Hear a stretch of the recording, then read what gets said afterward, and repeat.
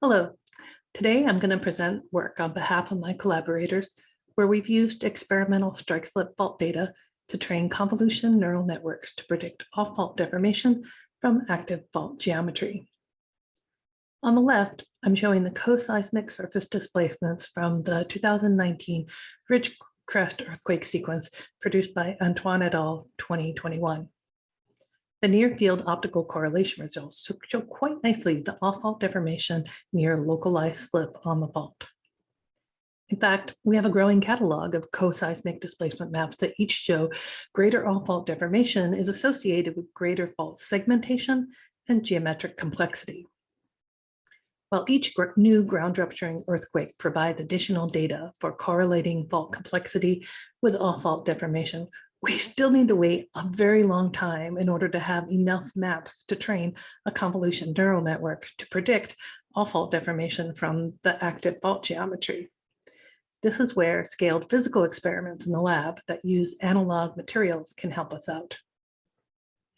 These scaled analog experiments can produce a wide range of fault configurations, and they can directly measure off-fault deformation from displacement maps like the one shown at right. We have a hypothesis that faults become smoother with maturity, and that this increase in smoothness would reduce the off-fault deformation. But we don't have robust data to demonstrate this relationship from any one crustal fault segment. This is because what we see in the field is the end product of the fault evolution. One of the benefits of physical experiments is that they provide a way for us to directly observe crustal processes on a small scale and over a short amount of time. We can then extrapolate from that small scale to the processes in the crust that are not directly observable. For the experiments of this study, we're using wet kaolin to simulate strike-slip faulting above basal plates set up to produce simple shear. Some experiments have an elastic band to distribute strain across the base, and others have localized slip between adjacent plates. The wet kaolin is a biviscous Burgers material used in many previous experiments, and it produces sharp faults that are longer lived than those within analog granular materials. The low strength of the kaolin and the slow applied deformation rate ensure that the kaolin scales to the crust. The experiments are deformed within a range of slow speeds to capture the potential variability of fault complexity that might arise from differences of loading rate. We document with successive photos the movement of small sand particles on the surface of the clay. The animation that's looping currently shows the incremental strain maps from one of the experiments overlain on top of the photos of the clay surface. From successive photographs, we use digital image correlation to get the incremental displacement map. From that, we use the curl of the displacement field to get the vorticity rate map. We then use an adaptive threshold to delineate high strain locations of localized faulting. The off-fault deformation is then the total strain outside of these active fault maps. As faults evolve within the experiments, we can track how the kinematic efficiency evolves. Kinematic efficiency, or KE, is the amount of total applied loading that is expressed as fault slip. Within the experiment shown here on the right, the kinematic efficiency is 0 at the start of the experiment before the onset of faulting at about 25 millimeters plate displacement. The KE then increases as the fault matures to a value of about 0.8. This means that 78 or 80% of the deformation is expressed as slip along the localized fault, and 20% is off-fault deformation. Each of the experiments we ran has 400 frames, but all of the early ones have 0 faults, so we exclude them from the analysis. With the remaining split frames, we split each one into 5 windows, shown on the right. Each window is about 2.5 centimeters wide so that we can catch overlap between fault segments. This gives us a large number of windows from the 16 experiments, and we also employ data augmentation to add to that data set. For the data augmentation, we apply flipping the image so that it's both right lateral and left lateral. We do a small amount of zooming. and also shifting the vertical position of the fault. With those data augmentation, we end up with 13,400 input maps that can then be used for building the convolution neural network. For each window, we calculate the mean kinematic efficiency as well as the standard deviation. This standard deviation is used in our custom loss function to evaluate how well the CNN is learning the relationship between fault geometry and off-fault deformation.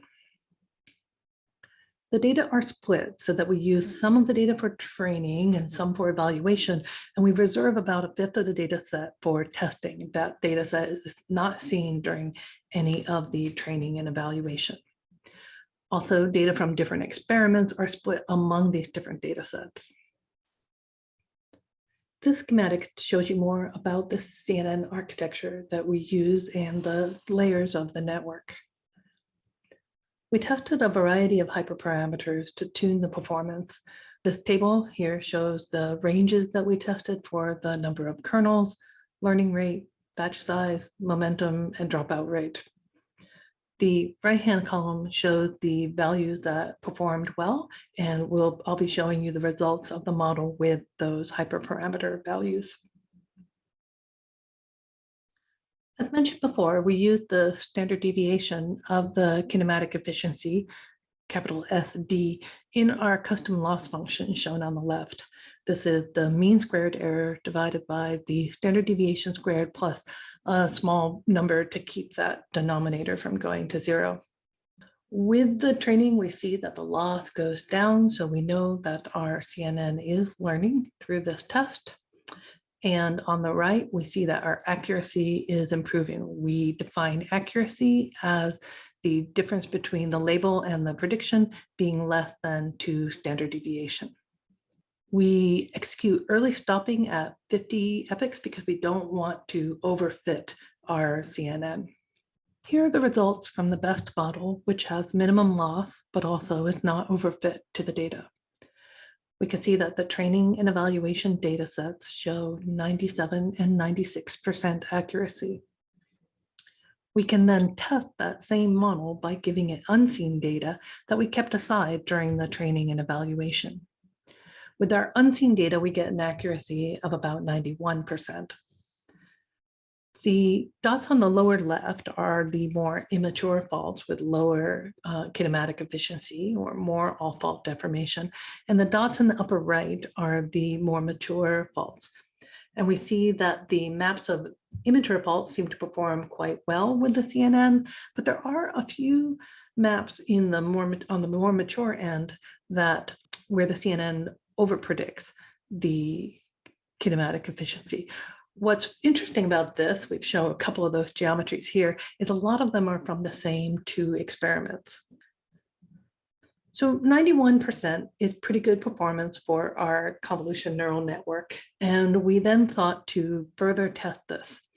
Since the experiments are scaled to replicate processes in the crust, we then apply this CNN that's trained on the experiment fault maps to a few crustal fault maps.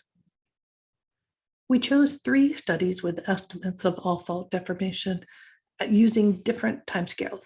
So the first one is from the Kumamoto earthquake along the Futagawa fault, which is a coseismic displacement field. The second example is from drainage basin deflection at the Mecca Hills along the San Andreas fault.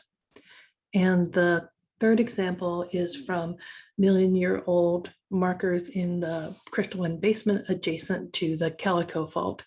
So we've got coseismic on one end and million-year-old records of near-fault deformation on the other end. The gray bars show the geologic estimates of all-fault deformation. There's a large range for the Futagawa fault because the coseismic displacement field shows a wide range of all-fault deformation with lateral position. The blue boxes show our CNN's prediction for all-fault deformation that it sort of bounds all of the symbols. Because we have some question as to faults become thinner as they mature. They're generally in the experiment about 3 pixels wide, but they can become 2 pixels wide.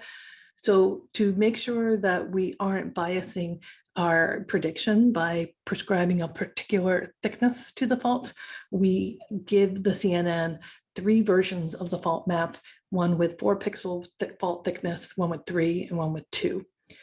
We are encouraged that aside from Futagawa, there doesn't seem to be a systematic change with the prediction with pixel thickness, but we include the full range that the different thicknesses predict to sort of encompass that uncertainty. So our blue boxes are the CNN prediction, and in all cases, they overlap the geologic estimates for all fault deformation, which is an encouraging outcome of a CNN that was never trained on crustal data. In conclusion, we've been able to train a convolution neural network on laboratory experiments, and it was able to learn and performs quite well to predict how much off-fault deformation you could expect given just active fault geometry. We also did a preliminary application of that to some crustal examples, and it performed satisfactory for that as well.